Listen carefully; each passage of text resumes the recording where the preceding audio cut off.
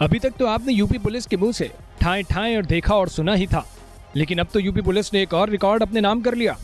बंदूक में गोली कहां से डाली जाए और कहां से निकाली जाए, इसका नया आविष्कार किया है। संत कबीर नगर जिले की पुलिस ने ऐसा कर दिखाया है। डीआईजी बस्ती आर.के. भारद्वाज संत कबीर नगर जिले की खलीलाबाद कोतवाली का वार्षिक निरीक्षण करने पहुंचे थे। डीआईजी साहब ने थाने का निरीक्षण करने के बाद जब दरोगा लोगों का इम्तिहान लिया तो एक दरोगा जी ने बंदूक में गोली डालने का नया आविष्कार कर दिया। दरोगा जी ने कारतूस डालने की सही जगह छोड़कर नली के रास्ते ही कारतूस घुसा दी और बंदूक तान दी फायर करने के अंदाज में। लेकिन दरोगा जी का आविष्कार देख डीआईजी साहब ने दरोगा जी को तुरंत ही रोक दिया और बंदूक की नली में डाली गई कारतूस को बाहर निकलवाया। दरोगा जी का नाली के रास्ते गोली डालने का कारनामा देखते ही डीआईजी साहब अपनी हंसी नहीं रोक पाए। साथ ही डीआईजी साहब के साथ में खड़े पुलिस अफसर भी हंसने लगे।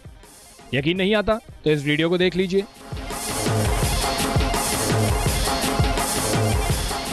दंगाइयों से निपटने के लिए दरोगा जी गोली डालने की जगह से नहीं बल्कि ऊपर नली के रास्ते से ही बुलेट को लोड कर रहे हैं।